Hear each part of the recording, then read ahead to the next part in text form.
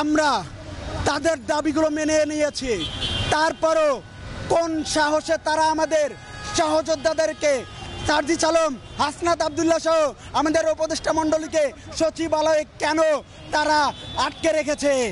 তারা যদি আমাদের বাংলাদেশকে ভালোবাসতো তাহলে বাংলাদেশের এই ক্রান্তি লগ্নে তারা এরকম আন্দোলন করে তুলতো না।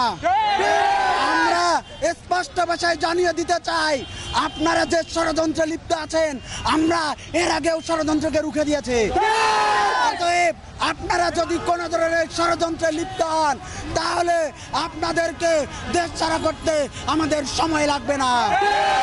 আমরা আরেকটা বিষয় মানুষকে জানিয়ে দিচ্ছে, আমাদের রাষ্ট্রে যে সংকটময় সময় আমরা পার করছি, সেই সংকটকালীন সময়ে যদি আপনারা ক্ষণে ক্ষণে বিভিন্ন দাবি নিয়ে আমাদের সরকারকে প্রশ্নবিদ্ধ করার চেষ্টা করেন তাহলে আমরা আপনাদের জন্য দেশকে সংস্কার করার জন্য রাজপথে নেমেছি, তাহলে আমরা এই সংস্কার কিভাবে করব?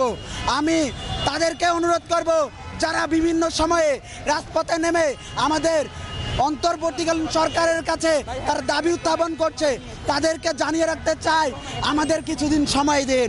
আপনারা যেরকম রাষ্ট্র চান, আমরা ছাত্র সমাজ এবং আমাদের সরকার খুব দ্রুত সময়ের মধ্যে সেই রকম রাষ্ট্র হিসাবে প্রতিষ্ঠা করার জন্য যা করা দরকার তাই করবে।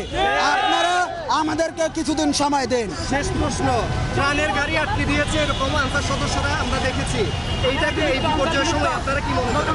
আমরা মনে করি এই জাতির এই ক্রান্তি লগ্নে সংকটময় সময়ে তারা আমাদেরকে সহযোগিতা না করে যেভাবে আমাদের ত্রাণগুলোকে আটকে দিয়েছে এবং আমাদের পথ চলাকে যারা যেভাবে প্রশ্নবিদ্ধ করছে এবং আমাদের অগ্রগতিকে তারা যেভাবে থামিয়ে দেওয়ার চেষ্টা করছে, আমরা তাদেরকে এই দেশে অবাঞ্ছিত ঘোষণা করছি।